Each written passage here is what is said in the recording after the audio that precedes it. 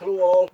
Right, I'm now going to replace the fridge, and as you can see I've taken out these two screws that were in the bottom holding the fridge in place, and there is two screws in the top holding the top plate. That plate should now lift off with a bit of help.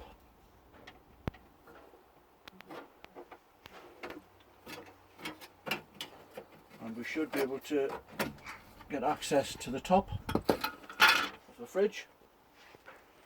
And as you can see in there is where the connections are, whether it shows up on here or not. Now we have to lift this fridge out and then disconnect the pipework for the new fridge to go onto.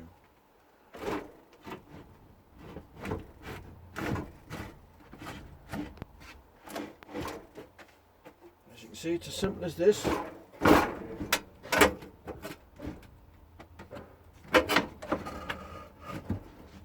Just two bits of, and a bit of metal work at the back here that needs a bit of persuasion. Oh, careful about that, sorry about that, just the door banging. Got to be careful of the pipe work and the electrical work. As you can see by the top of this fridge, it's very old. I think this fridge was probably brand new when it was put in.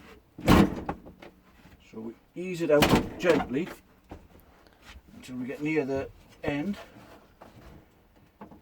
To there, like that. And now I've got to disconnect the cables. So, ready to put up pause. This is what the fridge looks like taken out. All the pipe work, everything disconnected, all electrical work disconnected. And as you can see, everything's age related on it. As it's 28-year-old, it's not surprising that bits have failed on it. As you can see from the burner at the bottom there, very badly corroded, so that's the reason why that doesn't work. But the mains, I don't know why that doesn't work. I think I could have just turned it upside down and tried the 24-hour trick, but I thought, why bother? Why not just get a replacement? So we'll get a new one. So this one is surplus to requirements now, and hopefully this new one will do a better job. Now I'm going to open up this new one carefully, and then we'll see if the measurements we took were correct, and hopefully it'll fit into the same gap. Good.